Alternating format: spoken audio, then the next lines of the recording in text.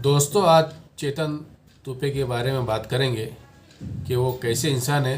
खुद उन्हीं की ज़ुबानी सुनते हैं हम कि चेतन विट्ठल तुपे साहब जो हमारे हड़पसर मतदार संघ के अधिकृत उम्मीदवार है और जिनकी घड़ी निशानी है कि वो कैसे इंसान है, अभी हम खुद उनकी ज़बानी सुनते हैं।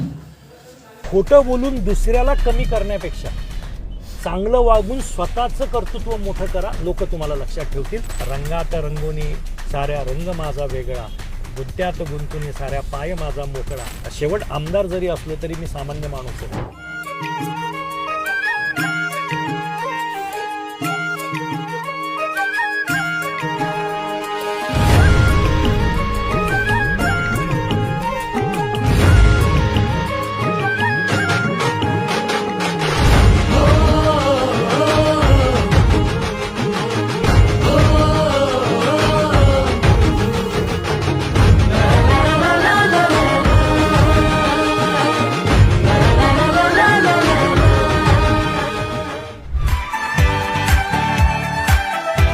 माझा जन्मही पुण्याचाच आणि माझं बालपणही पुण्यातच गेलं।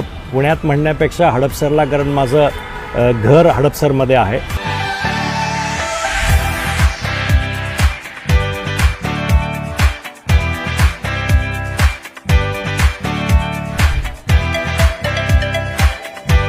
शेतकऱ्यांकडे सगळ्यांकडेच बळीराजाकडे बैल असतात। त्यातला एक बैल हा थोडासा हुंदडणारा होता, मारका बैल होता। आम्ही सगळेजण गायी होत्या, म्हशी होत्या, बैल होते, त्यांना खायला चारा घालायचं काम करायचो।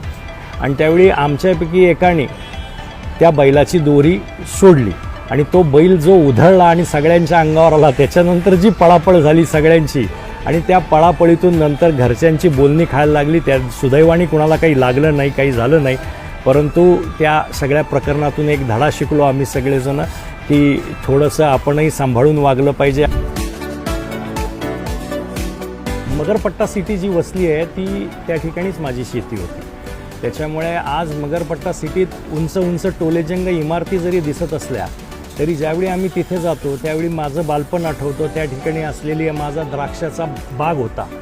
या सगळ्या आठवणी आजही डोळ्यासमोर परत येतात। ते हिरवगार बहरलेली शेती आज जरी बिल्डिंग दिसत असल्या तरी माझ्या आठवणीत, माझ्या स्मरणात कायम आहे।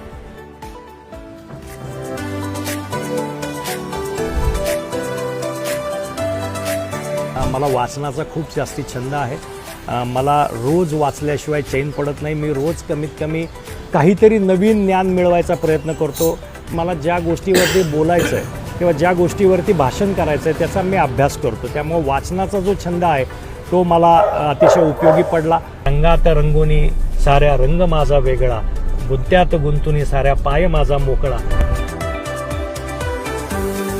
तुम्ही जगामध्ये ज्यावेळी जाता त्यावेळी जगात विविध ठिकाणी विविध प्रश्न आहेत। माझे वडील या मतदारसंघाचे 3 वेळा आमदार होते, पुणे शहराचे एकदा खासदार राहून गेले।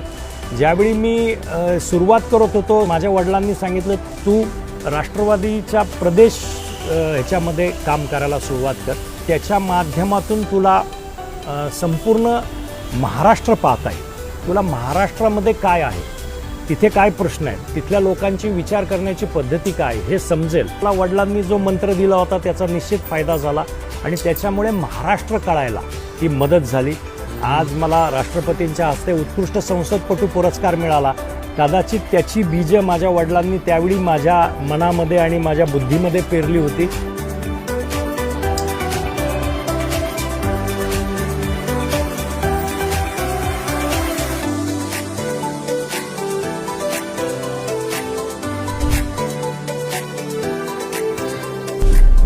स्ट्रीट फूड हे सगळ्यांनाच आवडतं, आबालवृद्धांना आवडतं। भेळ, पाणीपुरी, वडापाव हे जे सगळ्या महाराष्ट्रीयन लोकांना आवडतं ते स्ट्रीट फूड हा तर भारतीय जनतेचा आत्मा आहे। PMRDच्या माध्यमातून पूर्व पुण्याला, आता हडपसरचा भाग म्हणजे पूर्व पुणे, तिथे आम्ही बिझनेस हब डेव्हलप करतो। वेगवेगळे बिझनेस हब डेव्हलप करतो। त्याच्यामध्ये मेडिसिनचा आहे, त्याच्यामध्ये टुरिझमला चालना देतो। उद्याच्या काळात हडपसर आणि पूर्व पुणे हा 3 गोष्टीसाठी ओळखला जातो। 3 गोष्टी कुठल्या आहेत? आर्टिफिशियल इंटेलिजन्स, रोबोटिक्स आणि नॅनो टेक्नॉलॉजी। भविष्यामध्ये पुढची 50 वर्षे ह्या 3 गोष्टीची असणार आहे. लोकप्रतिनिधीचा विषय की पुढच्या 50 वर्षाचा विचार करून पुढच्या 50 वर्षाची वाटचाल या विभागाची कशी असली पाहिजे. अजून 20 वर्षानंतर जी पिढी आज पहिलीला शाळेत आहे ती अंदाज़ा लगा लेना और किसी के बारे में बात करना और किसी के बारे में वहम पैदा करना और उसके बारे में गलत बयानी करना, इससे बेहतर होता है कि पहले हम उसको सुने, उसको देखें और उसको समझें